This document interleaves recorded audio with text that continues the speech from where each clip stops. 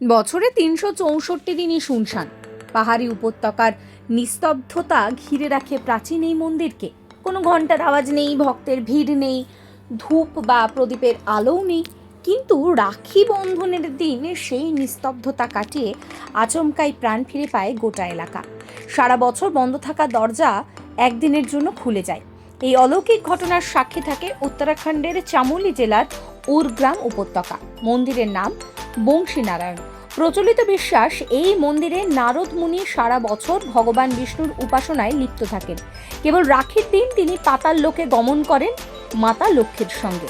সেই ফাঁকে সেই একই দিন স্থানীয় গ্রামবাসীরা ভগবানের আরাধনায় অংশগ্রহণ করেন। মন্দিরের দরজা খোলে শুধু শ্রাবণ মাসের পূর্ণিমায়, অর্থাৎ রাখি পূর্ণিমার দিন। পৌরাণিক মতে ভগবান বিষ্ণু একদা রাজা বালির দরজায় প্রহরীর কাজ করতেন। বহুদিন হয়ে গেলেও স্বামীকে দেখতে না পেয়ে লক্ষ্মী মনোকষ্টে নারদ মুনির শরণাপন্ন হন। উপায় বাতলে দেন নারদ। শ্রাবণী পূর্ণিমায় রাজা বালিকে রাখি বেঁধে বিষ্ণুর মুক্তি প্রার্থনা।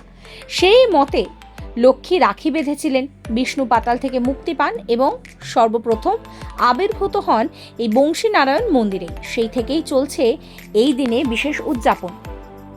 চামোলির কালগট গ্রামের কাছে এটি রয়েছে।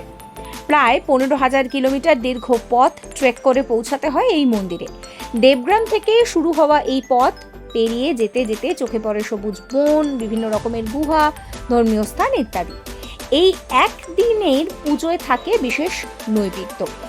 কালকোট গ্রামের প্রত্যেকটি বাড়ি থেকে সংগ্রহ করা হয় মাখন, যা দিয়ে ভগবান বংশীর নারায়ণের অর্ঘ্য তৈরি করা হয়। সেই সঙ্গে মন্দির চত্বর সাজানো হয় বিশেষ ফুল দিয়ে।